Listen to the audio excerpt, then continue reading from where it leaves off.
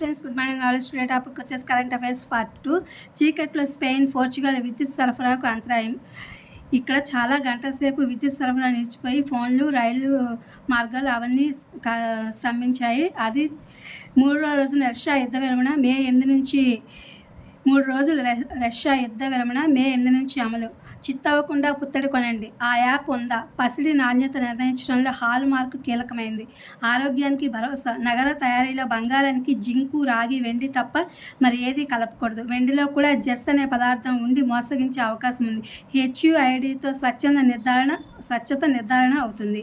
Bill తప్పనిసరి. పెద్ద విక్రయశాలన్నింటిలో ఆభరణాల బిల్లులతోనే విక్రయిస్తారు. బిల్లు వద్దనుకుంటే బంగారం నాణ్యత తక్కువగా ఉన్నా అడగలేమని గుర్తించాలి.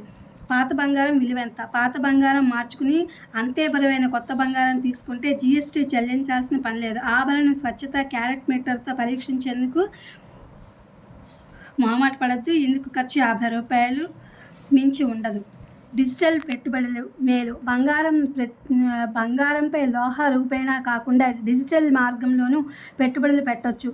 ఈ పద్ధతుల్లో UPI సేవలను వినియోగిస్తున్న Paytm, PhonePe, GPay, Amazon Pay వంటి ఫిన్టెక్ యాప్లతో పాటు తనిష్క్, జోయాలుకాస్ వంటి విక్రయాలు, ఆదిత్య బిర్లా క్యాపిటల్ వంటి ఆర్థిక సేవల సంస్థల వెబ్సైట్లలో క్రమానుగతంగా కొనుగోలు చేయవచ్చును. ఇందుకోసం ప్రభుత్వం MMTC, పామ్తో ఒప్పందం చేసుకున్నాయి. కమోడిటీ ట్రేడింగ్ షేర్ల మాదిరిగా బంగారం, వెండి, లోహాలను ట్రేడింగ్ చేసే వీలుంది.